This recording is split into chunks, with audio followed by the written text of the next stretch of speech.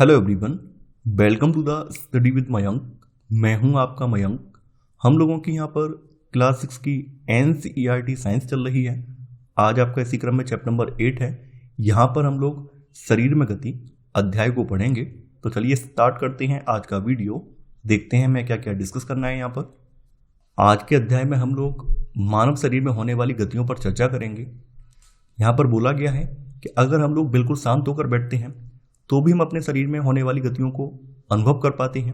यानी हम समय समय पर अपनी पलकें तो झपकाते ही हैं। श्वास लेते समय अपने शरीर में होने वाली जो गति है उसको हम महसूस करते हैं।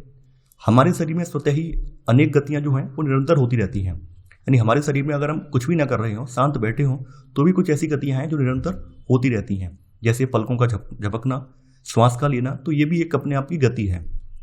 आगे यहाँ बोला गया है कि जब आप अपनी नोटबुक में लिखते हैं तब आपके शरीर का कौन सा भाग गति करता है। तब हमारे शरीर में हाथ गति करते हैं जिनकी सहायता से हम लिख पाते हैं।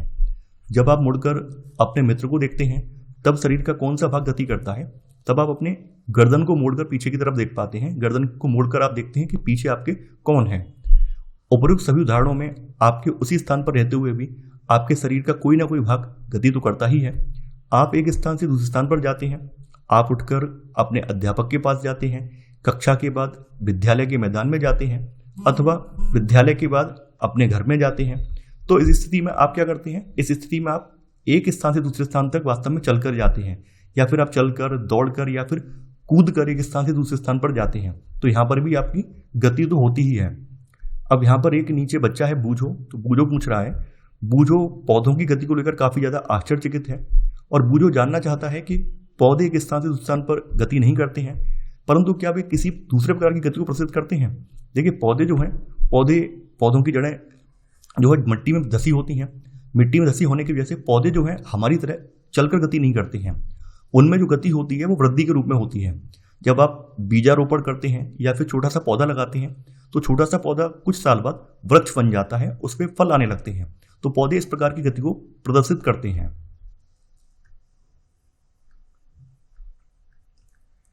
अब यहां पर एक टेबल दी गई है, सारणी 8.1। जंतु एक स्थान से दूसरे स्थान तक कैसे गमन करते हैं। एक तरफ जंतु दिए गए हैं और दूसरी तरफ गमन में प्रयुक्त होने वाला उनका भाग या अंग दिया गया है। फिर आगे लिखा गया है जंतु कैसे गमन करते हैं। तो गाय की बात की गई है। देखिए, गाय के 4 पैर होते हैं, तो गाय पैरों की सहायता से चलती है। मनुष्य की बात करें तो मनुष्य में भी क्या होता है, मनुष्य में भी पैर होते हैं और मनुष्य भी जो है पैर की सहायता से चलकर गति करता है। सांप की बात करें तो सांप जो है संपूर्ण शरीर की मदद से रेंग कर गति करता है। पक्षी की बात करें तो देखिए, पक्षी के पास पंख होते हैं, तो पक्षी जो है पंखों की सहायता से उड़कर या फिर अपने पैरों की सहायता से चलकर, या फिर कुछ पक्षी ऐसे भी होते हैं जो तैरना भी जानते हैं, जैसे बतख है, हंस है, ये तैरना भी जानते हैं। अब जैसे मुर्गा है, मुर्गी है, ये उड़ते थोड़ी ना है, ये अपने पैरों से चल के गति करते हैं। तो अमूमन जो अधिकांश पक्षी की प्रजातियां हैं उनके पास पंख होते हैं और पंखों की सहायता से वो उड़कर गति करते हैं। लेकिन कुछ पक्षी ऐसे भी हैं जो कि चलकर या फिर पानी में तैर भी सकते हैं। तो पक्षी जो है अपनी पंखों की सहायता से उड़कर गति करते हैं। कीटों की भी देखिए, कीटों की भी 2 प्रजातियां हैं। कुछ कीटों के पास अपने खुद के पंख होते हैं और कुछ कीटों के पास केवल पैर होते हैं। तो कीट जो है पंख की सहायता से, यानी तो पंखों की सहायता से उड़कर, या फिर जो पैर हैं उनकी सहायता से ये उड़कर या फिर चलकर दोनों प्रकार से गति कर सकते हैं। यानी उड़ भी सकते हैं और चल भी सकते हैं अपने पैरों की सहायता से। मछली की बात करें तो मछली के पास फिन्स होते हैं, यानी पंख होते हैं, इसके भी फिन्स होते हैं। तो मछली जो है फिन्स की सहायता से तैरकर गति करती है। यानी कैसे गति करती है, ये तैरकर गति करती है। तो यहां पर हमने जान लिया कि कौन सा जानवर कैसे गति कर रहा है। तो यहां पर समझाया गया है कि चलना, टहलना, दौड़ना, उड़ना, छलांग मारना, रेंगना एवं तैरना इत्यादि जंतुओं के एक स्थान से दूसरे स्थान तक जाने के कुछ ढंग हैं। यहाँ पे बताया गया कि कैसे चलकर, टहलकर, दौड़कर, उड़कर, छलांग मारकर। जैसे मेढक है, मेढक क्या करता है, मेढक चलता थोड़ी ना है, मेढक का काम है छलांग मारना। रेंगता कौन है, सांप, केंचुआ, ये रेंग कर, मछली तैर कर। तो ये सब जो है जंतु इस तरह से गति करते हैं। जंतुओं के एक स्थान से दूसरे स्थान तक जाने के तरीके में इतनी अधिक विविधता क्यों है, क्या कारण है कि जिसकी वजह से जंतु चलते हैं जबकि सांप रेंगता है, मछली तैरती है। तो वो सब कारण हम यहाँ पर जानेंगे। मानव शरीर और इसकी गतियां। सबसे पहले मानव शरीर और इसकी गतियां जानेंगे कि मानव कैसे मूव करता है, मानव कैसे आगे बढ़ता है। तो यहाँ पर बोला गया है कि जंतुओं की विविध गतियों पर ध्यान देने से पूर्व आइए अपने शरीर की कुछ गतियों को आप ध्यानपूर्वक देखेंगे। क्या आपको विद्यालय में शारीरिक व्यायाम करते समय आनंद आता है? विद्यालय में शारीरिक व्यायाम करते समय आपके हाथ एवं पैर किस प्रकार की गति करते हैं? भाई आप उन्हें इधर उधर मुड़ाते हैं जिसकी मदद से आप व्यायाम कर पाते हैं। आइए हमारा शरीर जिन गतियों को करने के योग्य है, हम उनमें से कुछ शारीरिक गतियों को करने का खुद से प्रयास करें। अब देखिए यहाँ पर क्रियाकलाप दिए गए हैं और उन क्रियाकलापों की मदद से यहाँ पर कुछ कुछ आसन वगैरह आपसे करवाए गए हैं। हालांकि आप करते होंगे आसन और आपने किए भी होंगे। जैसे बोला गया है कि एक काल्पनिक विकेट पर काल्पनिक गेंद फेंकने का प्रयास कीजिए। अगर आप क्रिकेट मैच के शौकीन हैं तो आप देखते होंगे बॉलर जो गेंद फेंकता है वो क्या करता है, अपने हाथ को तेजी से घुमाते हुए, यानी आप अपने हाथ को क्या करते हैं, कंधे से वृत्ताकार रूप में इसको घुमाते हैं और तब आप बॉल को थ्रो करते हैं। तो इसमें आपका क्या कंधा भी गति करता है? देखिए कंधा गति नहीं करता है, बल्कि आप उस समय आपके हाथ गति करते हैं। अब यहाँ पे बोला गया कि पीठ के बल आप लेट जाइए और अपने पैर को कूल्हे के चारों ओर घुमाइए। यानी पीठ के बल आप लेट गए हैं और अपने पैरों को आपका जो कूल्हा है उसके चारों ओर घुमाइए। आगे बोला गया कि अपनी भुजा को कोहनी से ऊपर नीचे रखिए। यानी आपकी जो भुजा है उसको कोहनी से ऊपर नीचे की तरफ आपको रखना है। इसी प्रकार क्या करना है, इसी प्रकार आपको जो है पैरों को घुटनों से मोड़ना है। अपने हाथों को अपने पार्ट्स में सीधा तानिए, यानी ऊपरी तरफ सीधा तानिए। भुजा को मोड़ते हुए उंगलियों से कंधे को छूइए। यानी आपको भुजा को मोड़ते हुए क्या करना है, अपनी उंगलियों से अपने कंधों को छूने का प्रयास करना है। आपने अपने हाथ का कौन सा भाग मोड़ा, यानी आपने अपने क्या कोहनी से लेकर ऊपर का जो हिस्सा, कोहनी के नीचे का जो हिस्सा था वो हाथ को मोड़कर आपने अपने कंधे को छुआ है। हाथों को सीधा तानकर नीचे की ओर झुकने का प्रयास कीजिए। यानी पैरों की उंगलियां जैसे आप टच करते हैं आसन में, वो उस तरह का करने का प्रयास कीजिए। क्या आप ऐसा कर पाते हैं? हाँ, आप कर पाते हैं और आपने किया भी होगा आसन वगैरह में व्यायाम करते समय। तो यहाँ पर वही सब चीज़ें हैं। अपने शरीर के विभिन्न हिस्सों में गति करने का प्रयास कीजिए और प्रेक्षणों को सारणी में आपको नोट करना है। क्या कारण है कि हम अपने शरीर के कुछ अंगों को तो स्वतंत्र रूप से किसी दिशा में घुमा सकते हैं, जबकि कुछ अंगों को हम नहीं घुमा सकते हैं। तो यहाँ पर हम उन्हीं कारणों की बात करेंगे। अब देखिए यहाँ पर एक क्रियाकलाप दिया गया है। उस क्रियाकलाप से पहले आपको क्या करना है, जैसे यहाँ पर क्रियाकलाप में पढ़ देता हूँ। क्रियाकलाप में आप देख पा रहे हैं एक पैमाने को अपने हाथ पर, जैसे चित्र में दिखाया गया, चित्र 8.1 में दिखाया गया, उस स्थिति में रखिए जिससे आपकी कोहनी पैमाने के मध्य में रहे। तो ऐसी स्थिति में क्या आप अपने हाथ को मोड़ पाते हैं? नहीं मोड़ पाते हैं, क्योंकि आपका हाथ इस पैमाने से फिक्स हो गया है। तो इसलिए आप इसको मोड़ने में अक्षम हैं, आप मोड़ नहीं पाते हैं। अगर ये पैमाना नहीं होता तो आप इस प्रकार से अपने हाथ को ऊपर की तरफ मोड़ पाते हैं। अब यहाँ पर हमारे शरीर में गतियाँ दी गई हैं। तो यहाँ पर शरीर का भाग है, पूछा गया गति किस प्रकार की होती है गर्दन में। गर्दन क्या पूर्णतः घूमती है, अंशतः घूमती है, झुकती है, उठता है, या फिर गति बिल्कुल नहीं करता है? देखिए गर्दन जो है आपकी पूरी तरह से 360 डिग्री में रोटेट नहीं होती है। अंशतः गर्दन घूमती है, मुड़ती है। तो पूर्णतः नहीं घूमती है, अंशतः मुड़ती है, घूमती है। ठीक है, देखिए गर्दन को आप झुका भी सकते हैं और गर्दन को आप उठाकर आसमान की तरफ भी देख सकते हैं। तो यहाँ पर मैं टिक लगा दे रहा हूँ। क्या गर्दन बिल्कुल गति नहीं करती है? गलत, गर्दन गति करती है। कलाई की बात करें तो कलाई क्या पूर्णतः घूम जाती है? देखिए कलाई की बात करें तो कलाई भी जो है आपकी पूर्णतः नहीं घूमती है। कलाई को या तो अप या डाउन कर सकते हैं आप, लेकिन ये पूरी तरह से 360 डिग्री में नहीं घूमती है। तो अंशतः ये घूमती है। कलाई को आप झुका सकते हैं, हाँ कलाई आप झुका सकते हैं। कलाई को उठाना चाहें ऊपर तो उठा सकते हैं। आप देखिए खुद से प्रयास कीजिए। आप यहाँ पर जो टेबल में लिखा हुआ है अपने अंगों के साथ करने का प्रयास करेंगे तो चीज़ें अच्छे से समझ में आ जाएंगी। तो कलाई को आप क्या करें, कलाई को आप अगर सीधा रखेंगे हाथ को और कलाई को झुकाना चाहें तो कलाई झुक भी जाती है, कलाई को उठाना चाहें कलाई उठ भी जाती है। तो झुकता भी है और उठता भी है। अंगुलियों की बात करें, क्या उंगलियां आपकी पूरी तरह से घूम जाती हैं? हाँ, अंगुलियां जो है आपकी घूमती हैं, लेकिन ये पूरी तरह से नहीं घूमती हैं। इनकी भी एक सीमा है, उस सीमा तक ही आप घुमा सकते हैं। ये नहीं है कि आप उंगलियों को बिल्कुल टेढ़ा करके पीछे चिपका सकें। यानी आपकी जो हथेली के ऊपर वाला जो पार्ट होता है उस पर इन्हें नहीं चिपका सकते हैं। तो उंगलियां भी आपकी अंशतः घूमती या मुड़ती हैं। तो उंगली क्या झुकती है? देखिए उंगली को झुकती तो नहीं है, लेकिन हाँ इसको आप मुड़ा सकते हैं। क्या इसमें गति बिल्कुल नहीं होती है? गलत। घुटने की बात करें, क्या घुटना पूर्णतः घूमता है? नहीं, अंश से घूमता है, मुड़ता है। हाँ, अंश से घूमता मुड़ता है। ठीक है, झुकता है।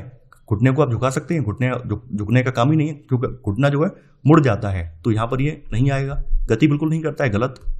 एड़ी की बात करें तो एड़ी क्या पूर्णतः घूमती है? नहीं, एड़ी नहीं घूमती है, अंश से घूमती है। देखिए एड़ी जो है फिक्स है, एड़ी घूमती नहीं है। पहली बात ये जान लीजिए, आपकी जो एड़ी या पैर की एड़ी होती है, एड़ी फिक्स होती है।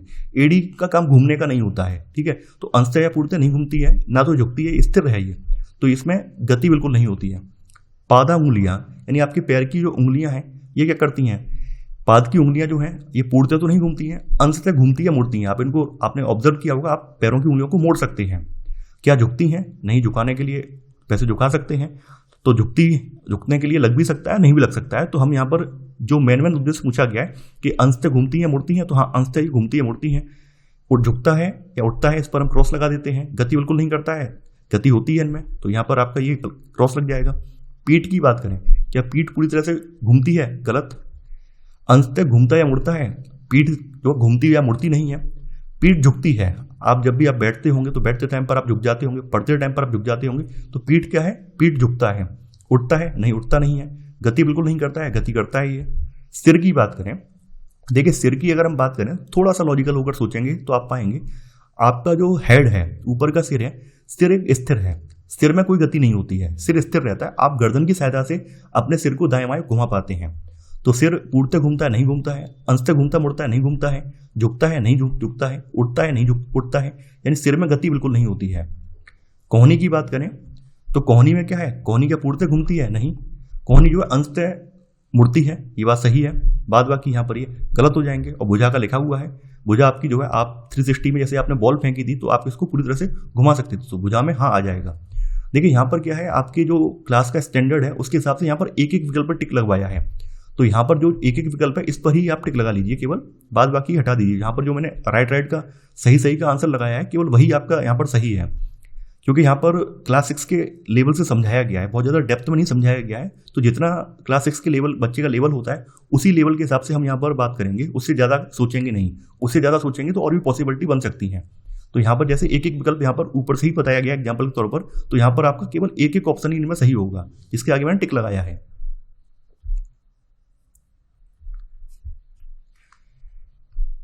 आगे यहाँ पर बोला गया है कि क्या आपने ध्यान दिया है कि हम शरीर के विभिन्न भागों को उसी स्थान से मोड़ अथवा घुमा पाते हैं जहाँ पर दो हिस्से एक दूसरे से जुड़े हों। जैसे एग्जाम्पल के लिए कोहनी, कंधा अथवा गर्दन। यानी कहने का मतलब क्या होता है, हमारे शरीर में जहाँ पर जॉइंट हैं उन्हीं जॉइंटों के माध्यम से हम उन हिस्सों को घुमा पाते हैं या फिर मोड़ पाते हैं। अब क्या आपकी जो स्थिर हड्डियां हैं क्या उनको आप मोड़ पाते हैं? नहीं मोड़ पाते हैं। भाई आपके पैर की जो हड्डी है बिल्कुल स्ट्रेट फीमर हड्डी है, क्या आप उसको मोड़ पाते हैं? नहीं मोड़ पाते हैं। आप क्या है, घुटनों की सहायता से जो पैर की हड्डियां हैं पैरों को फोल्ड कर पाते हैं। तो हम लोग अपने शरीर को वहीं से घुमा पाते हैं जहां पर जॉइंट होते हैं, जहाँ पे संधि होती है। तो इन स्थानों को क्या कहते हैं? इन स्थानों को संधि कहते हैं। तो आप लोग सेकंड पॉइंट यहाँ नोट डाउन कर लीजिए कि हम शरीर के विभिन्न भागों को उसी स्थान से मोड़ अथवा घुमा पाते हैं जहां पर दो हिस्से एक दूसरे से जुड़े हों, और इन स्थानों को संधि कहते हैं। उदाहरण के लिए कोहनी, कंधा अथवा गर्दन। तो ऐसे करके आपका सेकंड पॉइंट भी पूरा हो गया। तो यदि हमारे शरीर में कोई संधि नहीं होती तो आपके विचार में क्या हमारे लिए किसी प्रकार की गति करना संभव हो पाता? असंभव होता। अगर कोई हमारे शरीर में संधि नहीं होती तो बिल्कुल हम पत्थर की मूर्ति जैसे बन जाते, हम हिलडुल ही नहीं पाते। वास्तव में इन संधियों को कौन सी वस्तु परस्पर बांधती है? अपनी अंगुली द्वारा अपने सिर, चेहरे, गर्दन, नाक, कान, कंधे के पीछे, हाथ, पैर, अंगुली, पादांगुलियां यानी पैरों की उंगलियां, इनको आपको दबाना है। तो दबाने पर क्या है, दबाने पर आपको अंदर जो है ठोस चीज महसूस होगी, कठोर वस्तु महसूस होगी। तो कठोर वस्तु आपकी क्या है? हड्डी है। क्या आपको ऐसा अनुभव हुआ कि आपकी अंगुली किसी कठोर वस्तु को दबा रही है? ये कठोर संरचनाएं अस्थियां हैं, यानी आपके शरीर के अंदर जो कठोर संरचना है ये आपकी अस्थियां हैं। अपने शरीर के अन्य भागों में इस प्रक्रिया को आपको दोहराना है। आपके अंदर बहुत सारी अस्थियां हैं। आपको पता होगा कि मानव शरीर के अंदर 206 अस्थियां होती हैं, ये आपने पढ़ा होगा। जब अस्थियों को नहीं मोड़ा जा सकता है तब हम अपनी कोहनी को कैसे मोड़ लेते हैं, और अभी हमने बताया कैसे मोड़ लेते हैं। संधि होती है वहां पर, और संधि की सहायता से हम कोहनी को मोड़ पाते हैं। हाथ के ऊपरी हिस्से से लेकर कलाई तक एक ही लंबी अस्थि नहीं होती है, वास्तव में अनेक अस्थियां कोहनी तक जुड़ी होती हैं जिनकी सहायता से हम गति करते हैं। इसी प्रकार शरीर के प्रत्येक हिस्से में अनेक अस्थियां हैं। हम अपने शरीर को कैसे उसी स्थान पर हिला या झुका सकते हैं? झुका नहीं सकते जहां ये अस्थियां एक दूसरे से मिलती हैं। यानी यहाँ पे बताया गया जहां पर हम कैसे उसी स्थान पर हिला या झुका नहीं सकते जहां पर ये अस्थियां एक दूसरे से मिलती हैं। यानी इनमें भी संधियों के प्रकार हैं। तो कुछ संधियां ऐसी होती हैं जिनकी मदद से हम अपने हाथ को 360 में घुमा पाते हैं। कुछ संधियां ऐसी हैं जिनकी मदद से हम अपने हाथ या अपने किसी अंग को किसी एक दिशा में घुमा पाते हैं। तो उन संधियों के बारे में यहाँ पर बात करेंगे। यानी यहाँ बोला गया कि विभिन्न गतिविधियों एवं विभिन्न प्रकार की गतियों के लिए हमारे शरीर में अनेक प्रकार की संधियाँ होती हैं। देखिए ये सब पॉइंट करके लिख लेना है इसी में, सेकंड वाले में, कि विभिन्न गतिविधियों और विभिन्न प्रकार की गतियों के लिए हमारे शरीर में अनेक प्रकार की संधियाँ होती हैं। तो यहाँ पर आपकी जो पहले प्रकार की संधि है इसका नाम है कंदुक खल्लिका संधि। इसको आप ए सब पॉइंट के रूप में लिख लेना। ये कौन सी संधि है आपकी? कंदुक खल्लिका संधि। तो कंदुक खल्लिका संधि को यहाँ पर समझाने के लिए आपको क्रियाकलाप 2 करवाया गया है। आपको क्या करना है, कागज की पट्टी को एक बेलन के रूप में आपको मोड़ना है। यानी कागज की पट्टी को आपको इस प्रकार से आप क्या करेंगे, एक बेलन के रूप में इसको मोड़ लेंगे। ऐसे करके एक बेलन के रूप में आप इसको मोड़ लेंगे, ठीक है। रबड़ अथवा प्लास्टिक की एक पुरानी गेंद में एक छेद करिए, उसमें मोड़े हुए कागज को, यानी आपके पास कुछ इस प्रकार की कोई गेंद है, उसमें क्या करना है, जो आपने बेलन नुमा जो बनाया है, कागज बनाया है, उसको इसमें इस तरह से लगा देना है। कागज के बेलन को डालिए, इसमें ऐसे करके आपको डाल देना है। और बाद में क्या करेंगे आप, जो आपकी बॉल है इसको किसी, जैसे यहाँ दिखाया गया है, आप कागज के बेलन को गेंद पर भी चिपका सकते हैं। गेंद को एक छोटी कटोरी में रखकर चारों ओर घुमाने का प्रयास कीजिए। आपको अभी मैंने एग्जाम्पल दिया था कि जो बॉलर है, बॉल थ्रो करता है, वो कैसे थ्रो करता है, अपने हाथ से थ्रो करता है। तो इसके लिए अपने हाथ को वो पूरी तरह से घुमाता है, 360 अंश के वृत्त में घुमाता है, घुमाकर तब थ्रो करता है। तो वहां पर जो संधि होती है वो कंदुक खल्लिका संधि होती है। यानी आपकी जो भुजा है, भुजा में जो संधि होती है वो कंदुक खल्लिका संधि होती है। यहाँ पर इमेज के माध्यम से दर्शाने का प्रयास भी किया गया है। ये कटोरी है, ये बॉल है, और बॉल के भीतर आपका बेलन लगा हुआ है। तो बेलन को आप यहाँ पर घुमा पा रहे हैं, क्योंकि ये जो आपकी बॉल है ये कटोरी में रखी हुई है। कटोरी में रखे होने की वजह से आप इसको 360 में रोटेट कर पा रहे हैं। यहाँ पे दिखाया भी गया है। अब यहाँ पे बोला गया है कि अब कल्पना कीजिए कि कागज का बेलन आपका हाथ है तथा गेंद इसका एक सिरा है। कटोरी कंधे के उस भाग के समान है जिससे आपका हाथ जुड़ा है। तो यहाँ पर बोला गया है कि एक अस्थि का गेंद वाला गोल हिस्सा दूसरी अस्थि की कटोरी के रूप में गुहिका में धंसा हुआ है। इस प्रकार की संधि सभी दिशाओं में गति करती है। तो आप यहाँ पे लिख लेंगे इसी में कंदुक खल्लिका संधि में, इसमें आप लिखेंगे,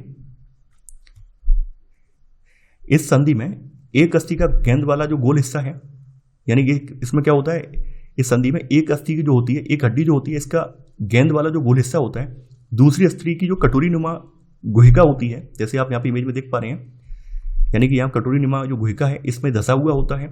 इसके माध्यम से हम यहाँ पर गति कर पाते हैं। यानी इस संधि में एक अस्थि का गेंद वाला गोल हिस्सा दूसरी अस्थि की कटोरी रूपा गुहिका में धंसा हुआ होता है, और इसी में आगे इस प्रकार की संधि जो है सभी दिशाओं में गति प्रदान करती है। तो ऐसे करके आप समझ गए होंगे आपकी भुजा में जो है कंदुक खल्लिका संधि होती है, जिसकी मदद से आप अपनी भुजा की सहायता से जो है बॉल फेंक पाते हैं। क्रिकेट की जो बॉल है उसको तेजी से आप फेंक पाते हैं। इसके बाद आपकी जो अगली संधि है बी वाली, ये है धुराग्र संधि। धुराग्र संधि क्या है, गर्दन और सिर को जोड़ने वाली जो संधि है वो धुराग्र संधि है। इसके द्वारा सिर को आगे पीछे या दाएं या बाएं आप घुमा सकते हैं। तो आपके सिर और गर्दन के बीच में जो संधि है वो है धुराग्र संधि। तो आप लोग साथ के साथ नोट डाउन भी करते जाना। देखिए मैं फिर से रिपीट कर रहा हूँ, मैं बार बार आपको लिखने के लिए आग्रह नहीं करूंगा। यहाँ पर जो डार्क कलर है इसी वजह से मैंने किया है ऑरेंज डार्क, ताकि आप समझ पाएं कि ये पोर्शन लिखना है हमें। तो आप यहाँ पर आपने जो धुराग्र संधि है, तो आपको धुराग्र संधि के बारे में बता दिया है कि ये संधि जो है गर्दन और सिर को जोड़ने वाली संधि है। इसकी मदद से आप सिर को आगे पीछे या दाएं बाएं घुमा सकते हैं। अब आपको क्या करना है, इन गतियों को करने का प्रयास करना है। यह गति हमारे हाथ की उस गति से किस प्रकार से भिन्न है। जैसे कंदुक खल्लिका संधि के बारे में आपने जाना था। देखिए धुराग्र संधि में क्या है, धुराग्र संधि में बेलनाकार अस्थि एक छल्ले में घूमती है। ये खास बात है कि धुराग्र संधि में क्या है, जो बेलनाकार एक अस्थि है एक छल्ले के अंदर रोटेट करती है, छल्ले के अंदर एक नियत डायरेक्शन में रोटेट करती है। ऐसे करके जैसे आपकी गर्दन है, तो यहाँ पर हम गर्दन आपको समझा के दिखा रहे हैं इस तरह से। देखिए गर्दन की रोटेशन कुछ इस तरह से होती है, पूरी तरह से नहीं घूमती है। थोड़ा सा आप यहाँ तक घुमा सकते हैं, इस साइड तक घुमा सकते हैं, फिर इस साइड से घुमा सकते हैं। तो एक छल्ले में आप घुमाते हैं। धुराग्र संधि में बेलनाकार अस्थि एक छल्ले में घूम रही है, पूरी नहीं घूम रही है, बल्कि एक छल्ले में एक नियत डायरेक्शन तक ही घूम रही है। इसके बाद आपकी अगली संधि आ जाती है हिंज संधि। तो आपका सी वाला आप डाल लेना हिंज संधि। तो आपके घरों में दरवाजे होते हैं, दरवाजे में कब्जे लगे होते हैं। तो कब्जों की वजह से क्या करते हैं, दरवाजे को एक नियत डायरेक्शन में आप खोल पाते हैं, बंद कर पाते हैं, और उससे ज़्यादा कब्जा जो है खुलता नहीं है। आपने देखा होगा आपका कब्जा जो गेट के पीछे लगा होता है, कब्जा कुछ इस प्रकार का कब्जा होता है, कुछ इस प्रकार का होता है। तो कब्जा जो है बंद होने की स्थिति में कुछ इस प्रकार से हो जाता है, बंद हो जाता है, ठीक है। और जब खुलता है तो इस तरह से खुल भी जाता है पूरा, है ना। तो घर के इसी दरवाजे को आपको बार बार खोलना है, बंद कीजिए। इन कब्जों को आपको ध्यान से देखना है। यह दरवाजे को क्या करता है, आगे और पीछे को खुलने देता है। तो यहाँ पर जो कब्जे में संधि होती है, आपके जो दरवाजे के कब्जे में संधि होती है वो हिंज संधि होती है। वैसी ही संधि आपके हाथ पैरों में भी होती है। जैसे आप देख पा रहे हैं, उदाहरण समझाया गया है कि यहाँ पर एक बेलन लिया गया है और बेलन को यहाँ पे कटोरी नुमा एक जो है ढांचा है उसके अंदर रखा गया है और यहाँ पे पेंसिल लगाई गई है। तो आप नियर डायरेक्शन में इसको घुमा पा रहे हैं, उससे ज़्यादा इसको आप नहीं घुमा पा रहे हैं। तो ये जो संधि है ये हिंज संधि है। तो यहाँ पर क्रियाकलाप यही बताया गया है हिंज संधि के बारे में। जैसे आप अपनी कोहनी से अपने हाथ को घुमाते हैं तो कोहनी में हिंज संधि होती है। तो हिंज में बताया गया कि हिंज एक दिशा में गति होने देती है। कोहनी में हिंज यानी कब्जा संधि होती है, जिससे केवल आगे और पीछे एक ही दिशा में गति हो सकती है। यानी हिंज में क्या होता है, हिंज में यानी कि कोहनी में जो हिंज संधि यानी कब्जा संधि होती है और इसकी मदद से आप अपने हाथ को केवल आगे और पीछे एक ही दिशा में घुमा पाते हैं। आप जो है अपने हाथों को या कोहनी से विपरीत दिशा में नहीं घुमा सकते हैं, एक ही दिशा में घुमा सकते हैं। तो यहाँ से लेकर यहाँ तक आप हिंज संधि के बारे में नोट डाउन कर लीजिए। हिंज के बाद आपकी अगली संधि आ जाती है, यानी ये आपकी डी वाली संधि है, ये है अचल संधि। जैसा कि नाम से स्पष्ट हो रहा है, अचल का मतलब जिनमें मूवमेंट ना हो। तो हमने जैसा कि बताया था कि आपका सिर जो है सिर्फ मूवमेंट नहीं करता है, सिर में कोई गति नहीं होती है। यानी आप अपनी गर्दन की सहायता से अपने सिर को घुमा सकते हैं, लेकिन सिर जो है वास्तव में सिर में किसी प्रकार की गति नहीं होती है। और सिर में भी आपकी कुछ ऐसी अस्थियां होती हैं जिनमें कोई गति नहीं होती है। तो हमारे सिर की अस्थियों के बीच की कुछ संधियां उन संधियों से भिन्न है जिनकी चर्चा हमने अब तक की है। ये अस्थियां इन संधियों पर हिल नहीं सकती हैं। ऐसी संधियों को अचल संधि कहते हैं। तो यहाँ पर आप लिखेंगे, इसमें आप नोट डाउन कर लेना अचल संधि में कि हमारे सिर की अस्थियों के बीच कुछ अस्थियां संधियों पर हिल नहीं सकती। यानी ऐसा नहीं है हमारे सिर में जॉइंट नहीं होते, हमारे सिर में भी जॉइंट होते हैं, लेकिन फिर भी हमारे सिर में कुछ ऐसी अस्थियां होती हैं जो कि अपने जॉइंट्स पर मूव नहीं करती हैं, गति नहीं करती, घूम नहीं पाती हैं। तो ऐसी संधियों को अचल संधि कहते हैं। तो ऐसी संधियों को अचल संधि कहते हैं। जैसे यहाँ बताया गया कि जब आप अपना मुंह खोलते हैं तो आप अपने निचले जबड़े को सिर से दूर ले जाते हैं। यानी आप अपना जब मुंह खोलते हैं, मुंह ओपन करते हैं, तो आपका निचला जबड़ा सिर से थोड़ा दूर हो जाता है। अब अपने ऊपरी जबड़े को हिलाने का प्रयास कीजिए। क्या आपका ऊपरी जबड़ा गति करता है? नहीं, ऊपरी जबड़ा जो है आपका कपाल के साथ चिपका रहता है। यानी ऊपरी जबड़े और कपाल के मध्य जो अचल संधि होती है, यानी आपका ऊपरी जबड़ा है, यानी आपका एक तो निचला जबड़ा होता है, जब आप मुंह खोलते हैं तो आपका निचला जबड़ा जो है नीचे की तरफ झुक जाता है, और वास्तव में ऊपरी जबड़ा जो है उसमें किसी प्रकार की गति नहीं होती है, वो स्थिर रहता है। तो ऊपरी जबड़ा और कपाल जो है यानी ऊपर की जो खोपड़ी है इसके मध्य अचल संधि होती है। तो आप लिख लेना यहाँ पर कि ऊपरी जबड़े एवं कपाल के मध्य अचल संधि है। अब यहाँ पे बोला गया है कि हमने केवल कुछ संधियों की ही चर्चा की है जो हमारे अस्थियों को एक दूसरे से जोड़ती हैं। यदि आप एक गुड़िया बनाना चाहते हैं तो पहले आप क्या बनाएंगे? यानी अगर आपको एक डॉल बनानी है तो आप पहले क्या बनाएंगे? तो हम पहले एक ढांचा तैयार करेंगे। जैसे आपसे कहा जाए कि आपने अम्ब्रेला देखा होगा, छाता देखा होगा, अगर छाते में से उसका ढांचा निकाल दिया जाए तो क्या बचता है? खाली कपड़ा बचता है। तो खाली कपड़े को क्या आप तान सकते हैं? क्या उस खाली कपड़े की मदद से आप बरसात को रोक सकते हैं? नहीं रोक सकते हैं। बरसात कैसे रुकती है? जब उस छाते के भीतर पूरा ढांचा होता है, तो ढांचे की मदद से तन जाता है वो, और तनकर छाता बन जाता है। उसी प्रकार से हमारा शरीर है। हमारे शरीर में अगर अस्थियां नहीं होती तो हमारा शरीर क्या होता है? एकदम से जैसे सांप है, जैसे केंचुआ है, उस तरह का होता है, लचीला, बिल्कुल बिल्कुल लचीला। तो हमारे शरीर की सभी अस्थियां ठीक इसी प्रकार शरीर को एक सुंदर आकृति प्रदान करने के लिए एक ढांचे का निर्माण करती हैं, और इस ढांचे को कंकाल कहते हैं। तो अब आप लोग तीसरा पॉइंट यहाँ नोट डाउन कर लेना। इसमें आप लिखेंगे कि हमारे शरीर की सभी अस्थियां शरीर को एक सुंदर आकृति प्रदान करने के लिए एक ढांचे का निर्माण करती हैं, और इस ढांचे को कंकाल कहते हैं। यह आपका थर्ड पॉइंट है, इसे आप नोट डाउन कर लेना। अब आगे बोला गया है कि हम कैसे जानते हैं कि यह मानव कंकाल की आकृति है। हम ये कैसे जान सकते हैं? हम शरीर की विभिन्न अस्थियों की आकृति के विषय में किस प्रकार जान पाते हैं? शरीर के कुछ अंगों में मौजूद अस्थियों और उनकी संख्या और आकृति के बारे में हमें तब पता चलता है जब हम उनका अनुभव करते हैं। लेकिन हमें अपने शरीर के अंदर की जो अस्थियां हैं, अगर उन्हें देखना है तो हम कैसे देखेंगे? तो उसको देखने के लिए हम एक्सरे चित्र निकालते हैं। तो एक्सरे चित्र से हमें शरीर की सभी कठोर अस्थियों की आकृति का पता चलता है। ये आपका तीसरे का पहला सब पॉइंट है। यानी एक्सरे की मदद से आप अपने शरीर की जो कठोर अस्थियां हैं उनको आप देख पाते हैं। आपने देखा होगा एक्सरे, इस तरह का एक्सरा होता है। आपके घर में किसी ना किसी कैंडिडेट का हुआ भी होगा। तो एक्सरे से हमें शरीर की सभी कठोर अस्थियों की आकृति का पता चलता है। आप देख पा रहे हैं ये मानव का कंकाल है, यहाँ पर आपके सामने दिखाया गया है। मानव का कंकाल है। मानव बिना जो है मांस वगैरह के, बिना पेशियों के कुछ इस प्रकार से कंकाल के रूप में दिखता है। क्या कभी आपका अथवा आपके परिवार के किसी सदस्य का एक्सरे हुआ होगा? कई बार चोट लगने पर चिकित्सक क्या करवाते हैं? एक्सरे करवाते हैं, ताकि उन्हें पता चल सके कौन सी अस्थि है डैमेज हुई है। यानी अगर आपके शरीर में कोई चोट लगती है तो चिकित्सक या डॉक्टर क्या करते हैं? आपके शरीर का एक्सरे करवाते हैं। तो एक्सरे करवाने से हमें पता चल जाता है कि हमारे शरीर की कौन सी अस्थि डैमेज हुई है। उसी के अकॉर्डिंग डॉक्टर जो है ट्रीटमेंट कर पाता है। तो यहाँ पर आप क्या करेंगे? तीसरे का सेकंड सब पॉइंट नोट डाउन कर लेंगे कि चोट लगने पर चिकित्सक एक्सरे करवाते हैं, जिससे उन्हें अस्थियों को हुई संभावित क्षति के विषय में जानकारी प्राप्त होती है। तो आपने ये लिख लिया होगा। तो आपने यहाँ पर वही एक्सरे के बारे में हम कहानी दी हुई है, ये मैं स्किप कर रहा हूं। तो इसके देख पा रहे हैं इस तरह का एक्सरे होता है। आगे फिर से क्रियाकलाप आ जाता है कि अपनी अंगुलियों को मोड़िए। क्या आप उन्हें प्रत्येक संधि स्थल पर मोड़ सकते हैं? आपकी मध्यमा में कितनी अस्थियां हैं?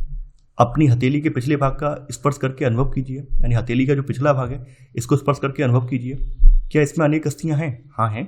क्या आपकी कलाई लचीली है? यानी आपकी जो कलाई होती है अनेक छोटी छोटी अस्थियों से मिलकर बनी होती है, और आपकी उंगलियां जो होती हैं उनमें भी अस्थियां होती हैं। आपकी उंगलियों की अस्थियां आप काउंट कीजिए, 1 2 3 अस्थियां तो होती हैं, जिनकी मदद से आप अपनी उंगलियों को मोड़ पाते हैं। इसके अलावा हाथ में तमाम तरह की अस्थियां होती हैं। तो ऐसे करके यहाँ पर हाथ की अस्थियों का यहाँ पर चित्र दिया गया है। क्रियाकलाप नंबर 4 दिया गया है। गहरी सांस भरकर इसे कुछ समय तक रोकिए। अपने वक्ष यानी ऊपर का जो छाती है और पीठ को हल्के से दबाइए। अपनी अस्थियों का अनुभव कीजिए। यानी आपके वक्ष और पीठ के बीच में जो अस्थियां हैं उनको आपको अनुभव करना है। इन्हें पसलियां कहते हैं। जितनी पसलियों को आप गिन सकते हैं गिन लीजिए। यानी जितनी पसलियां आपको दी गई हैं गिन सकते हो ना, गिन लीजिए। चित्र 8.9 को ध्यान से देखिए और वक्ष की अस्थियों की तुलना अपने उपयुक्त अनुभव से आपको करनी है। यानी वक्ष की जो अस्थियां हैं उनको आपको उनकी तुलना इस चित्र से आपको करनी है। यानी आपकी जो वास्तव में पीठ और वक्ष के बीच में जो आपका कंकाल है वो उस तरह का होता है। इसे पसली पिंजर कहते हैं। ये पसली की संरचना है और इसके अंदर आपके जो महत्वपूर्ण अंग हैं, हार्ट है यानी हृदय है, फेफड़े हैं, ये सुरक्षित रहते हैं। तो यहां पर आप देखेंगे जो पसलियां हैं ये विशेष रूप से मुड़ी हुई अवस्था में है, इस तरह से मुड़ी हुई हैं। ये जो है वक्ष की अस्थि एवं मेरुदंड से जुड़कर एक बक्से की रचना करती हैं। इसे शंख रूपी बक्से को, यानी जो आपका शंख रूपी बक्सा है, इसको पसली पिंजर कहते हैं। और हमारे शरीर के कुछ महत्वपूर्ण अंग जैसे हृदय है, आपके फेफड़े हैं, इसमें सुरक्षित रहते हैं। तो यहां पर आप लोग क्या करेंगे? चौथा पॉइंट यहां पे hand to hand note down करेंगे। इसमें लिखेंगे कि पसलियां जो हैं वक्ष की अस्थि एवं मेरुदंड से जुड़कर एक बक्से की रचना करती हैं। यानी पसलियां वक्ष की अस्थि और मेरुदंड से जुड़कर एक बक्से की रचना करती हैं। इस शंकुरूपी बक्से को पसली पिंजर कहते हैं। हमारे शरीर के कुछ महत्वपूर्ण अंग जैसे हृदय और फेफड़े इसमें सुरक्षित रहते हैं। यह आपका चौथा पॉइंट हो गया। अब इसी तरह से हमने आपको क्रियाकलाप कराया था झुकने वाला, कि आप बिल्कुल सीधे खड़े हो जाएं, अपने पैरों के घुटनों को नहीं घुमाएं। तो आप अपने हाथों से क्या अपने पैरों की उंगलियों को टच कर सकते हैं। इस काम में आपकी जो पीठ है यानी पीठ के अंदर जो मेरुदंड है वो मदद करता है। आपके अपने पीठ से झुक जाते हैं और अपने हाथों से अपने पैरों की उंगलियों को छू पाते हैं। तो आपको वही करना है। अपने कुछ मित्रों को बिना घुटने मोड़कर झुककर अपने पांव की उंगलियां छूने को कहिए। क्या यह चिकनी, समतल अथवा अखंड है? अपनी उंगलियों को अपने मित्र की गर्दन से प्रारंभ करके उसकी पीठ पर नीचे की ओर लाइए। आपके द्वारा अनुभव की गई जो संरचना है, यानी आप अपने मित्र की पीठ पर जब हाथ फिराएंगे तो आप देखेंगे पीठ में जो संरचना है उसको मेरुदंड कहते हैं। आप जैसा चित्र में यहाँ पर देख पा रहे हैं कुछ इस प्रकार का यहाँ पर मेरुदंड होता है, जैसा आप यहाँ पर देख पा रहे हैं। मेरुदंड जो है अनेक छोटी छोटी अस्थियों से बना होता है। पसली पिंजर भी वक्ष क्षेत्र की इन अस्थियों से जुड़ा होता है। यानी आपका पसली पिंजर है वो भी इस मेरुदंड से जुड़ा हुआ होता है। तो यहाँ पर अब आप लोग 5वां पॉइंट यहाँ पे लिख लेंगे कि मेरुदंड अनेक छोटी छोटी अस्थियों से बना है। पसली पिंजर भी वक्ष क्षेत्र की इन अस्थियों से जुड़ा है। ये आपका 5वां पॉइंट है। तो यहां पर आप देखेंगे जो आपका मेरुदंड है ये आपको झुकने में मदद करता है। आप जैसे झुक पा रहे हैं और अपनी उंगलियों को टच कर पा रहे हैं तो उनको टच करने में आपका मेरुदंड मदद करता है।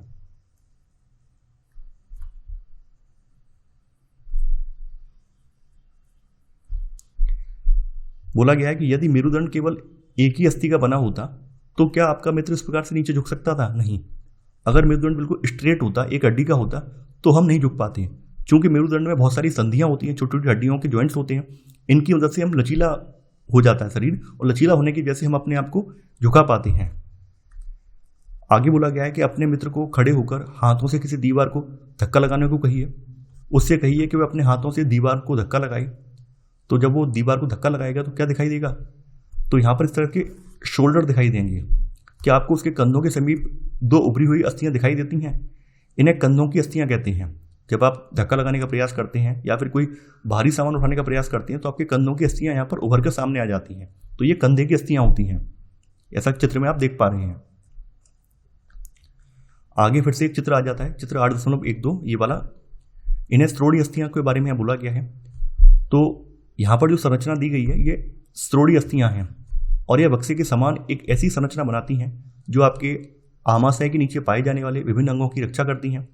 यह कूल्हा यानी जिस स्थान से आप बैठते हैं, यह कूले वाला वह हिस्सा है जिसके सहारे आप बैठते हैं। तो स्त्रोड़ी अस्थियां क्या हैं? स्त्रोड़ी अस्थियां जो हैं बक्से के समान एक ऐसी संरचना बनाती हैं जो आपके आमाशय के नीचे पाए जाने वाले विभिन्न अंगों की रक्षा करता है। यहाँ तक नोट डाउन कर लेना। इसी में आगे यह कूले वाला एक वह हिस्सा है जिसके सहारे हम बैठते हैं। तो आपका जो कूले वाला पार्ट है, कूले वाले पार्ट की जो इस तरह की संरचना है, इनको स्त्रोड़ी अस्थियां बोलते हैं।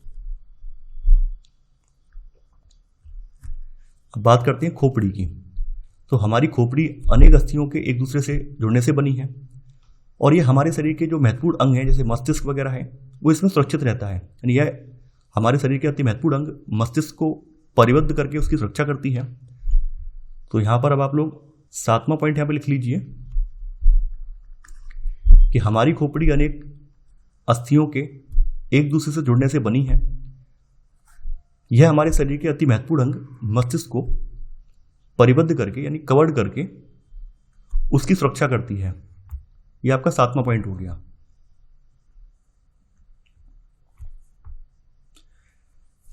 अब देखिए यहाँ पे आगे और चीजें बताई गई हैं कि कंकाल के अतिरिक्त आपके शरीर में कुछ ऐसी अस्थियां भी हैं, कुछ ऐसी हड्डियां भी हैं जो कि कठोर नहीं होती हैं, जिन्हें हम आसानी से मोड़ सकते हैं।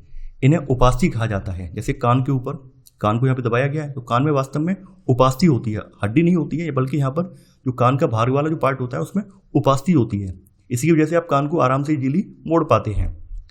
तो 8वां पॉइंट यहाँ पे लिख लेना कि कंकाल के कुछ अतिरिक्त अंग भी हैं जो हड्डियों जितने कठोर नहीं होते हैं और जिन्हें मोड़ा जा सकता है, उन्हें उपास्थि कहते हैं। इन्हें क्या कहते हैं? उपास्थि कहते हैं। तो एग्जाम्पल के तौर पर यहाँ लिख लेना कि कान के ऊपरी भाग में उपास्थि होती है। इसमें उदाहरण के तौर पर लिख लेना कि कान के ऊपरी भाग में उपास्थि होती है। तो आपको क्या करना है? आपको क्या करना है? अपने कान को स्पर्श करना है। क्या आप किसी कठोर अस्थि भाग का अनुभव करते हैं? करते हैं, जिसे मोड़ा जा सके। यानी आप अपने ऊपर का कान अगर टच करेंगे तो आपको लगेगा कठोर पार्ट है, लेकिन आप इसको आसानी से मोड़ भी सकते हैं। यानी यहाँ पर उपास्थि होती है। ऐसा प्रतीत होता है कि इसमें कोई अस्थि नहीं है।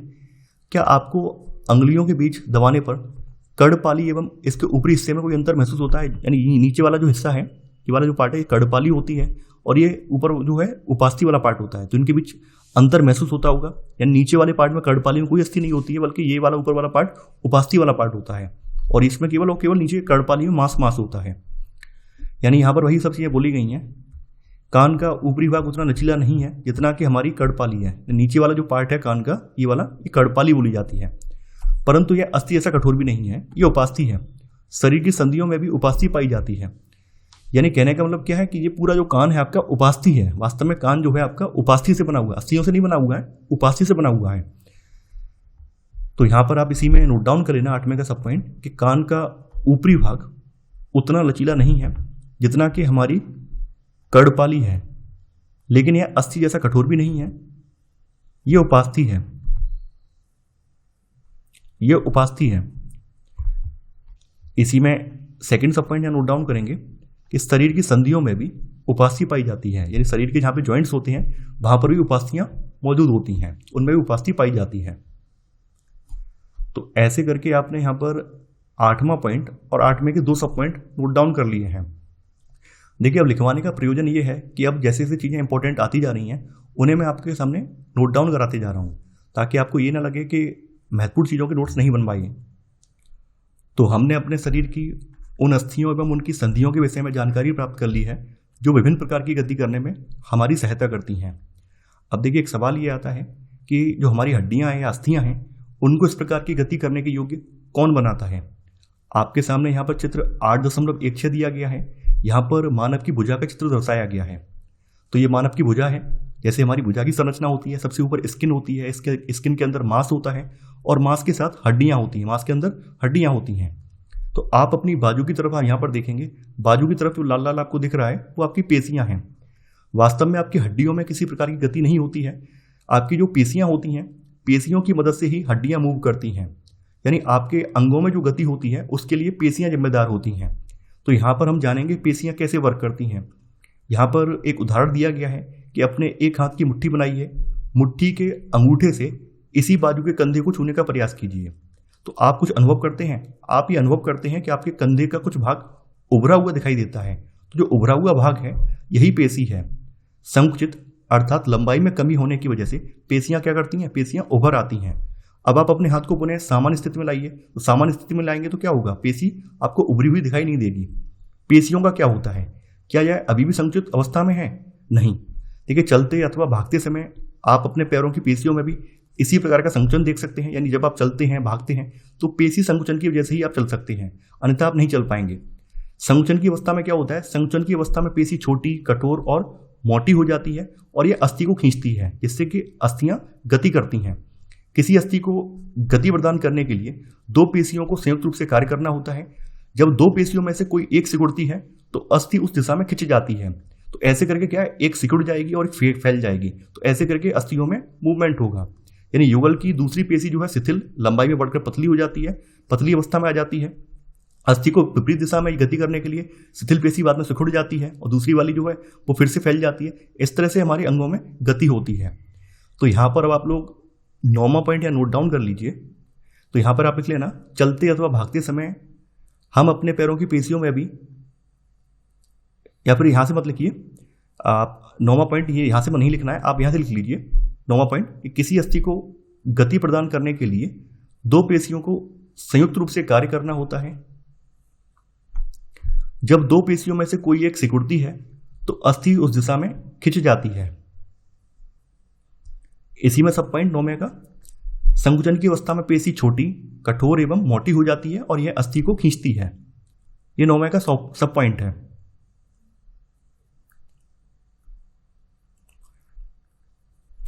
अब देखिए, यहां पर एक इंपॉर्टेंट बात आ जाती है कि पेशियां धक्का नहीं देती हैं, बल्कि पेशियां संकुचित होती हैं, यानी कि खींच सकती हैं। और खींचने की वजह से हमारे अंग गति करते हैं। ये कोई धक्का नहीं देती हैं, कोई पुश नहीं करती हैं। तो पेशी केवल खींच सकती है, वह धक्का नहीं दे सकती। अतः एक अस्थि को गति करने के लिए 2 पेशियों को संयुक्त रूप से कार्य करना होता है। यानी एक खींचेगी तो दूसरी न्यूट्रल पड़ जाएगी, जिससे क्या है, अंग हमारी गति करने लगेंगे। तो यहाँ पर आप 9वें का सेकंड सब पॉइंट नोट डाउन कर लेना कि पेशी केवल खींच सकती है, वह धक्का नहीं दे सकती। तो यहां पर आपका 9वें का सेकंड सब पॉइंट हो गया। अब यहां तक तो हमने मानवों की बात कर ली। अब जंतुओं की चाल जो है उसको देखेंगे। जंतुओं की चाल में सबसे पहले आपकी हेडिंग आ जाएगी केंचुआ। तो केंचुआ को हम लोगों ने देखा है बारिश के सीजन में, बगीचों वगैरह में, खेतों में देखा होगा आपने। केंचुआ और सांप को जो है किसानों का मित्र कहा जाता है, क्योंकि ये दोनों ही मिट्टी को उर्वर बनाते हैं, भुरभुरा बनाते हैं। तो केंचुए को आपको लेना है, बगीचे में चलते हुए केंचुए को आपको निरीक्षण करना है। इसको पकड़कर एक स्याही या सोक या फिल्टर पेपर पर रखना है और इसकी जो गति है, मूवमेंट है, इसको ऑब्जर्व करना है। इसके पश्चात केंचुए को एक कांच की पट्टी या टुकड़े टाइल अथवा किसी चिकनी सतह पर रखकर देखना है और वहां पर उसकी गति कैसी होगी वो ऑब्जर्व करना है। तो एक जगह तो हमने फिल्टर पेपर पर रखा है और एक जगह हमने चिकनी सतह पर रखा है। क्या दोनों जगहों पर केंचुए की जो गति है समान है? बिल्कुल नहीं है। दोनों जगह पर केंचुए की गति में अंतर है। केंचुए की शरीर की बात करें तो केंचुए का शरीर एक सिरे को दूसरे सिरे से सटाकर रखे गए अनेक छल्लों से बना प्रतीत होता है। अगर हम केंचुए को, आपने देखा होगा, मैंने बचपन में देखे हैं, पकड़े भी हैं। अगर आपने देखे हैं या पकड़े हैं तो आपने देखा होगा कि केंचुए का शरीर ऐसा होता है कि जैसे छल्ले छल्ले टाइप हों। तो केंचुए के शरीर में कोई अस्थियां नहीं होती, यानी केंचुए के शरीर में कोई हड्डी नहीं होती है, लेकिन इसमें पेशियां होती हैं जो इसके शरीर के घटने और बढ़ने में सहायता करती हैं और पेशी संकुचन की वजह से केंचुए में गति हो पाती है। तो यहाँ पर अब आप लोग 10वें पॉइंट के रूप में केंचुए के बारे में लिख लेना, यहाँ से लेकर यहाँ तक। तो चलने के दौरान केंचुआ क्या करता है? चलने के दौरान केंचुआ जो है अपनी जो पेशियां हैं इनको सिकोड़ता है और ऐसे करके ये आगे बढ़ पाता है। ये चलने के दौरान केंचुआ शरीर के पश्च भाग को भूमि में जकड़े रखता है और अग्रभाग को फैलाता है। इसके बाद वह क्या करता है? अग्रभाग से भूमि को पकड़ता है और पीछे वाले भाग को छोड़ देता है। इससे क्या है? इससे यह शरीर को संकुचित करता है और पश्च भाग को आगे की ओर खींचता है। तो इससे वह कुछ दूरी के लिए आगे बढ़ता है। केंचुआ जो है ये जो प्रोसेस है इसको बार बार दोहराता है, इसकी वजह से वह आगे चल पाता है। इसके शरीर में चिकने पदार्थ होते हैं जो इसे चलने में सहायता करते हैं। या 10वें का सब पॉइंट आप नोट डाउन कर लेना कि केंचुए के शरीर में क्या चिकने पदार्थ होते हैं जो इसके चलने में जो है इसकी मदद करते हैं। केंचुए के शरीर को माइक्रोस्कोप से देखने पर यह पता चलता है कि इसके शरीर में अनेक छोटे छोटे शूक यानी बाल जैसी आकृति होते हैं जो कि जो सरफेस है उस पर पकड़ बनाए रखने में इसकी मदद करते हैं, मिट्टी वगैरह में इसकी पकड़ बनाए रखने में मदद करते हैं। यानी ये शूक पेशियों से जुड़े होते हैं और ये शूक मिट्टी में उसकी पकड़ को मजबूत बनाते हैं। देखिए केंचुए की बात करें तो केंचुआ क्या करता है? केंचुआ अपने रास्ते में आने वाली मिट्टी को खाता है और अनपचे पदार्थ को बाहर निकाल देता है। यानी केंचुआ जो मिट्टी खाता है उसको मल के रूप में बाहर त्याग देता है और वही पदार्थ जो है मिट्टी को बहुत ज़्यादा उपजाऊ भी बनाता है, जिससे कि हमारे जो प्लांट्स होते हैं उनको फायदा मिलता है। तो यहाँ पर आपने पहला सब पॉइंट लिख लिया है। 10वें का सेकंड सब पॉइंट आप लिख लेंगे। इसके शरीर में छोटे छोटे अनेक शूक ब्रैकेट में बाल जैसी आकृति होते हैं। इसी में आगे ये शूक पेशियों से जुड़े होते हैं। ये शूक मिट्टी में उसकी पकड़ को मजबूत बनाते हैं। ये आपका 10वें का सेकंड सब पॉइंट है। 10वें का थर्ड सब पॉइंट में आप लिख लेना, केंचुआ अपने रास्ते में आने वाली मिट्टी को खाता है और अनपचे पदार्थ को बाहर निकाल देता है।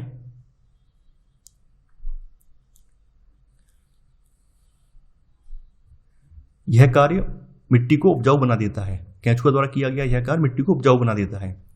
तो ऐसे करके यहां तक आपने केंचुए के बारे में जान लिया है। अब घोंगा या स्नेल के बारे में जानेंगे। ये क्रियाकलाप नंबर 6 है। आपको फिर से बगीचे में जाना है, कोई घोंगा पकड़ना है। घोंगे की पीठ पर इस तरह का खोल होता है, आप देख पा रहे हैं घोंगे की पीठ पर इस तरह की खोल की संरचना होती है, गोल संरचना होती है। इसे इसका कवच कहते हैं। और यह जो घोंगा है, घोंगे का बाह्य कंकाल होता है, लेकिन यह अस्थियों से नहीं बना होता है। देखिए आपको पता होना चाहिए जैसे हमारे नाखून और दांत हमारी अस्थियां नहीं है, ठीक उसी तरह से आपका जो घोंगा है, घोंगे का जो कवच है वो अस्थि में नहीं आता है। इसके बारे में आगे डिटेल में पढ़ेंगे कि ये किस में आता है। तो यह कवच जो है, यह कवच एकल एकक होता है, सिंगल यूनिट होता है और यह घोंगे को चलने में कोई सहायता उसकी नहीं करता है। यह क्या है, घोंगे के साथ खिंचता जाता है। तो घोंगे के अंदर भी पेशी संकुचन होता है जिसकी वजह से वो आगे बढ़ पाता है। तो यहां पर अब आप लोग घोंगा डालकर घोंगे के बारे में 11वां पॉइंट लिख लेना। घोंगे की पीठ पर गोल संरचना होती है जिसे कवच कहते हैं। घोंगे की पीठ पर गोल संरचना होती है जिसे कवच कहते हैं और यह घोंगे का बाह्य कंकाल है, लेकिन यह अस्थियों का नहीं बना होता। इसी में आके यह कवच एकल एकक होता है और यह घोंगे को चलने में कोई सहायता नहीं करता, यह घोंगे के साथ खिंचता जाता है। तो आपको भी यहां पर इसका ऑब्जर्वेशन करना है और देखना है इसमें गति किस प्रकार की हो रही है। अब देखिए घोंगे का जो कवच है, कवच का छेद खुलने पर आपने उससे एक मोटी मांसल संरचना का और सिर बाहर आते देखा होगा। तो इसकी जो मोटी संरचना आती है इस कवच से बाहर, ये वास्तव में इसके पैर होते हैं जो कि दृढ़ पेशियों का बना होता है और इन्हीं पेशियों में संकुचन की वजह से ये गति कर पाता है। तो यहाँ पर ये लिखने की आवश्यकता आपको नहीं है। अगर लिखना चाहें तो आप 11वें के सेकंड सब पॉइंट में लिख लेना कि इसके कवच से एक मोटी मांसल संरचना और सिर बाहर आता है। मोटी संरचना इसका पाद है जो कि दृढ़ पेशियों का बना होता है। तो ऐसे करके आपने घेंगा के बारे में जान लिया है। अब तिलचट्टा के बारे में बताया गया है, यानी कॉकरोच या तिलचट्टा के बारे में। तिलचट्टा की खास बात क्या है, तिलचट्टा जो जमीन पर भी चल सकता है, दीवार पर चढ़ सकता है, वायु में भी उड़ता है। तिलचट्टा में 3 जोड़ी पैर होते हैं। देखिए इसमें कितने जोड़ी पैर होते हैं, 3 जोड़ी पैर होते हैं जो इसकी चलने में सहायता करते हैं। तिलचट्टे का जो शरीर होता है कठोर बाह्य कंकाल के द्वारा ढका होता है और यह बाह्य कंकाल विभिन्न एककों की परस्पर संधियों के द्वारा बनता है, जिसके कारण इसकी गति संभव हो पाती है। तो 12वें पॉइंट के रूप में आप तिलचट्टे के बारे में जो जानकारी यहाँ दी गई है, ये पूरी की पूरी जानकारी इंपॉर्टेंट है, इसको नोट डाउन कर लेना। अब जैसे इसके बारे में बताया गया है कि इसके जो वक्ष है, यानी कि इसके जो चेस्ट है, चेस्ट से जुड़े दो जोड़े पंख भी होते हैं।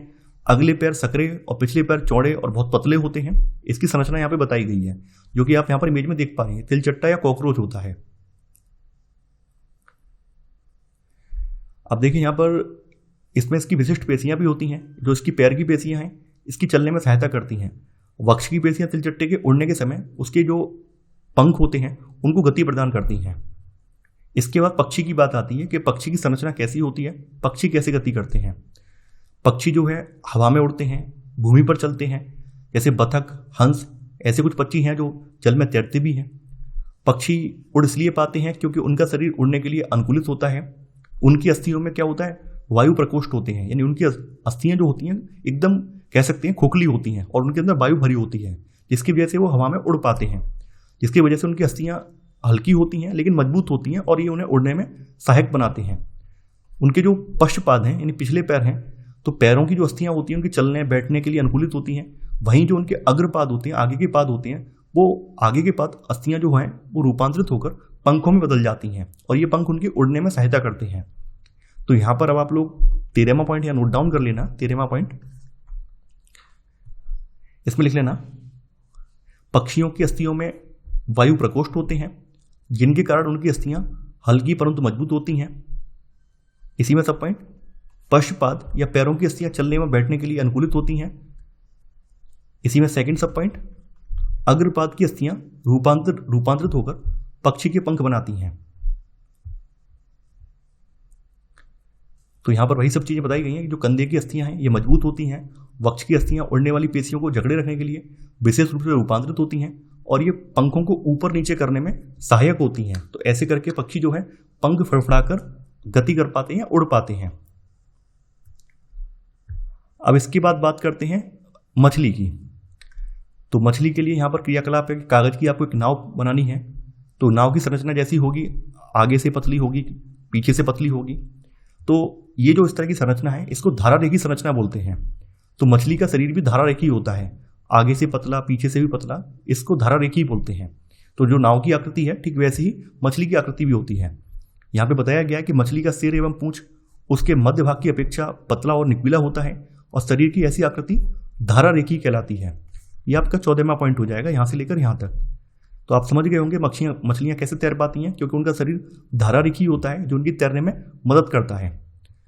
मछलियों की आकृति की बात करें तो इनकी विशेष आकृति के कारण जल इधर उधर बाहर निकल जाता है और मछली जल में सरलता से तैर सकती है। यानी कि जो इनकी जो धारा रेखी आकृति है इसकी वजह से इनके साइड का जल होता है बहकर साइड में निकल जाता है और मछली गति कर पाती है। मछली का कंकाल जो है दृढ़ पेशियों से ढका रहता है। तैरने की प्रक्रिया में शरीर का जो अग्रभाग है एक ओर मुड़ जाता है और पूंछ जो है विपरीत दिशा में हो जाती है। तो ऐसे करके ये गति कर पाती हैं। तो देखिए 14वें का पहला सब पॉइंट आप नोट डाउन कर लेना कि मछली का कंकाल दृढ़ पेशियों से ढका रहता है। और इसी में सेकंड सब पॉइंट, तैरने की प्रक्रिया में शरीर का अग्रभाग जो है एक ओर मुड़ जाता है और पूंछ जो है विपरीत दिशा में चली जाती है या जाती है। तो ऐसे करके मछलियां जो है गति करती हैं। आप देख पा रहे हैं जब ये हिस्सा इस साइड में होगा, इस साइड में होगा ये हिस्सा, तो पूंछ जो है इस साइड में जाएगी। जब पूंछ अगर इस साइड में जाएगी, यानी पूंछ अगर इस साइड में जाएगी तो मुंह इसका इस साइड में हो जाएगा। तो ऐसे करके मछली जो है गति कर पा रही है। आप यहां पर देख पा रहे हैं। यानी कहने का मतलब ये है कि क्रमिक ताल से मछली जो है आगे की ओर तैरती रहती है। पूंछ के पंख इस कार्य में उसकी सहायता करते हैं। मछली के शरीर पर और भी पंख होते हैं जो तैरते समय जल में उसका जो बैलेंस है उसको बनाए रखने में या उसकी दिशा का निर्धारण करने में उसकी सहायता करते हैं। तो यहाँ पर इसमें आप 14 का सेकंड सब पॉइंट या थर्ड सब पॉइंट जो आएगा वो आप लिख लेना। इसमें लिख लेना, पूंछ के पंख मछली को आगे की ओर तैरने में सहायता प्रदान करते हैं। इसी में चौथा सब पॉइंट, मछली के शरीर पर और भी पंख होते हैं जो तैरते समय जल में संतुलन बनाए रखने एवं दिशा निर्धारण करने में उसकी सहायता करते हैं। देखिए आपने गोताखोरों को देखा होगा, तो गोताखोर भी जो है अपने पास अरित्र या फ्लिपर टाइप की जो संरचना है वो पहनते हैं। एक तरह की चप्पल होती है, आपने देखा होगा जिस तरह से मछलियों के पीछे के पंख होते हैं, उसी तरह से गोताखोर जो है उसी तरह की संरचना प्लास्टिक नुमा पहनते हैं, जिससे कि जल के अंदर वो मछली जैसे तैर पाएं। तो यहाँ पर वही सब चीज़ें बताई गई हैं कि आपने कभी ध्यान से दिया है कि गोताखोर जो है अपने पैरों में इन पंखों की तरह के विशेष अरित्र या फ्लिपर पहनते हैं और उन्हें जल में तैरने में जो सहायता करते हैं। तो ये सब चीज़ें यहाँ बताई गई हैं। अब यहाँ पे बताया गया कि सर्प कैसे चलता है, यानी सांप कैसे चलता है। तो सांप की बात की जाए तो सर्प का जो मेरुदंड है ये लंबा होता है, शरीर की पेशियां क्षीण और असंख्य होती हैं, वे परस्पर जुड़ी होती हैं, यानी सांप की जो पेशियां होती हैं वो परस्पर जुड़ी होती हैं, चाहे वे दूर ही क्यों ना हों। पेशियां मेरुदंड पसलियों एवं त्वचा को भी एक दूसरे से जोड़ती हैं, यानी पेशियां जो होती हैं वो मेरुदंड को, पसलियों को और स्किन को भी एक दूसरे से जोड़ती हैं। देखिए सर्प का जो शरीर है, सर्प के शरीर की एक खास बात यह है कि ये जो शरीर है इसका, ये अनेक वलय में मुड़ा होता है, यानी इसका शरीर अनेक वलय बनाता है, छल्ले बनाता है, इस तरह के छल्ले बनाता है और प्रत्येक वलय जो है इसको आगे को धक्का देता है। इसी वजह से सांप जो है बहुत तेज गति से आगे की ओर चलता है। सांप जो है सीधी रेखा में या सीधी गति में नहीं चल सकता है। सांप कभी भी चलेगा तो हल्का बहुत वलय लेकर ही चलेगा, इस तरह से वलय लेकर ही चलेगा। कभी भी सांप स्ट्रेट नहीं चल पाएगा, इस तरह से बिल्कुल स्ट्रेट नहीं चल पाएगा। स्ट्रेट उसी कंडीशन पे चल पाएगा या फिर सतह जो है बहुत ज़्यादा खुरदरी हो तभी वो स्ट्रेट चल पाएगा, अन्यथा चिकनी सतह अगर ज़्यादा होगी तो वो इस तरह से वलय के रूप में आपको फिसलता दिखाई देगा। तो यहाँ पर बताया गया कि सर्प का शरीर अनेक वलय में मुड़ा होता है, यानी इसका शरीर अनेक वलय बनाता है और प्रत्येक वलय जो है आगे को धक्का देता है। इस कारण सर्प जो है बहुत तेज गति से आगे की ओर चलता है, पर उन सरल रेखा में ये नहीं चलता। तो ये आपने 15वां पॉइंट और 15वें का पहला सब पॉइंट नोट डाउन कर लिया होगा। देखिए जैसे जानवरों में गतियां होती हैं उनके बारे में, जैसे आपके अंदर क्यूरियोसिटी है कौन सा जानवर कैसे चलता है, रेंग कर चलता है या फिर जल में तैरता है, चलता है, दौड़ता है, कूदता है, उसी तरह की क्यूरियोसिटी आज से कई हजार साल पहले एक प्रसिद्ध ग्रीक दार्शनिक हुए हैं अरस्तु, इन्हें भी थी। इन्होंने अपनी पुस्तक में इसके बारे में वर्णन किया है, इसके बारे में जो है अनेक प्रश्न पूछे हैं कि कैसे पक्षियों के अंगों में समानताएं हैं, भिन्नताएं क्यों हैं। तो ये सब प्रश्न जो है ग्रीक दार्शनिक अरस्तु ने अपनी पुस्तक गेट ऑफ एनिमल्स में स्वयं अपने आप से ऐसे प्रश्न पूछे थे। तो यहां पर अब आप लोग नोट करके यहां पे लिख लेना, नोट लगा के आप लिख लेना।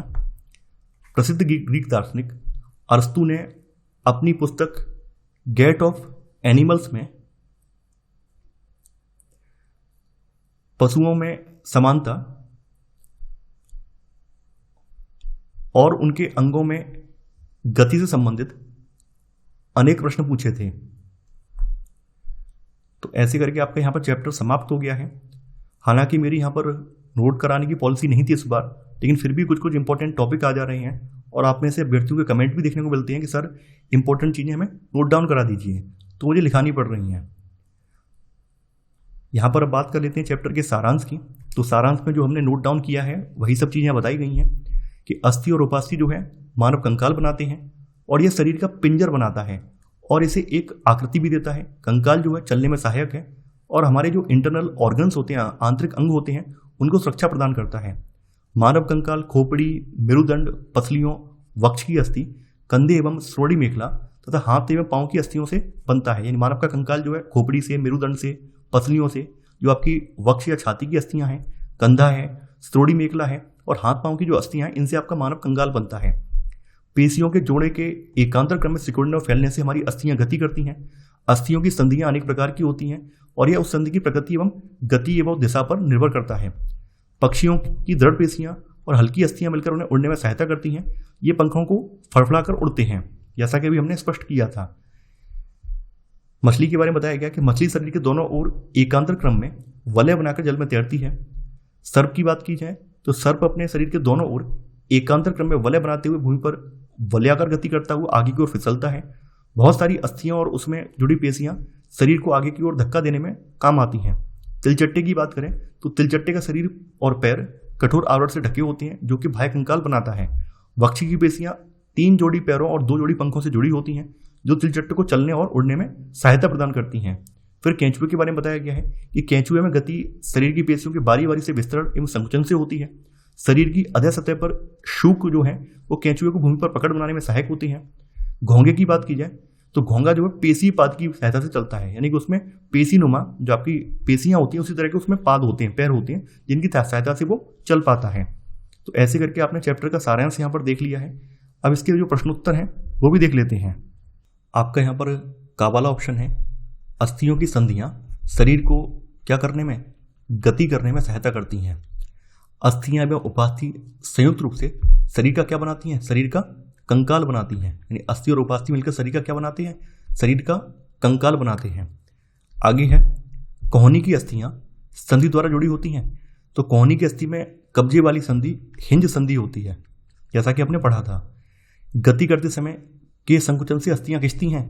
किसके संकुचन से खिंचती हैं, मांसपेशियों के संकुचन से, यानी मांसपेशियों के संकुचन से अस्थियां जो हैं खिंचती हैं। फिर आगे आ जाते हैं सत्य और असत्य कथन। सभी जंतुओं की गति एवं चलन बिल्कुल एक समान होता है, नहीं। उपास्थि अस्थि की अपेक्षा कठोर होती है। देखिए, अस्थि जो है अस्थि उपास्थि की अपेक्षा कठोर होती है, उपास्थि जो है अस्थि की अपेक्षा मुलायम होती है। तो यहां पर आपका खावाला गलत हो जाएगा। अंगुलियों की अस्थियों में संधि नहीं होती, यह गलत है। अंगुलियों की अस्थियों में संधि होती है। अग्रभुजा में यानी आगे की भुजा में दो अस्थियां होती हैं। देखिए, आगे की भुजा में केवल दो अस्थियां नहीं होती हैं, बल्कि कई सारी अस्थियां होती हैं। तो यहां पर आपका घा वाला भी गलत है। तिलचट्टों में बाह्य कंकाल पाया जाता है, हाँ, तिलचट्टों में बाह्य कंकाल पाया जाता है। अब यहां पर कॉलम 1 को कॉलम 2 से मिलाना है।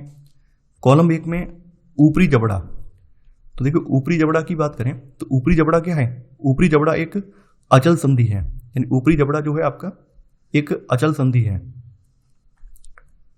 मछली की बात करें तो मछली की क्या है, मछली का शरीर जो है धारा रेखीय होता है, इसकी वजह से वह जल में गति कर पाती है। पसलियां क्या करती हैं, पसलियां जो है पसलियों के भीतर आपका हृदय सुरक्षित रहता है, पसलियां हृदय की सुरक्षा करती हैं। घोंगा, घोंगे की बात करें तो घोंगा जो है बहुत धीमी गति से चलता है। घोंगे की गति अगर आपने देखी होगी तो घोंगा जो है बहुत धीमी गति से चलता है। तिलचट्टा की बात करें तो तिलचट्टा का जो शरीर होता है ये बाह्य कंकाल होता है। तिलचट्टा के शरीर पर बाह्य कंकाल होता है, जैसा कि आप यहाँ पर आपने भी पढ़ा भी था। तो ऐसे करके हमने यहाँ पर कॉलम 1 को कॉलम 2 से मिला दिया है। आगे फिर यहाँ पे प्रश्न पूछे गए हैं। कंदुक खलिका संधि क्या है, आप बता पाएंगे। कपाल की कौन सी अस्थि गति करती है, वो भी बता पाएंगे। कपाल की कौन सी अस्थि आपकी गति करती है, तो कपाल की अस्थियों का निचला जो जबड़ा होता है वही केवल गति करता है। हमारी कोहनी पीछे की ओर क्यों नहीं मुड़ पाती है, क्योंकि हमारी कोहनी में हिंज संधि होती है और हिंज संधि जो है केवल एक ही दिशा में गति होने देती है, इस वजह से हमारी कोहनी पीछे की ओर नहीं मुड़ पाती है। तो ऐसे करके आपका ये चैप्टर समाप्त हो जाता है। मैं आशा करता हूँ कि आपको ये चैप्टर पसंद आया होगा। आप लोग इस वीडियो को लाइक और शेयर करना बिल्कुल मत भूलिए। तो चलिए आज के लिए इतना ही। Thanks for watching. जय हिंद।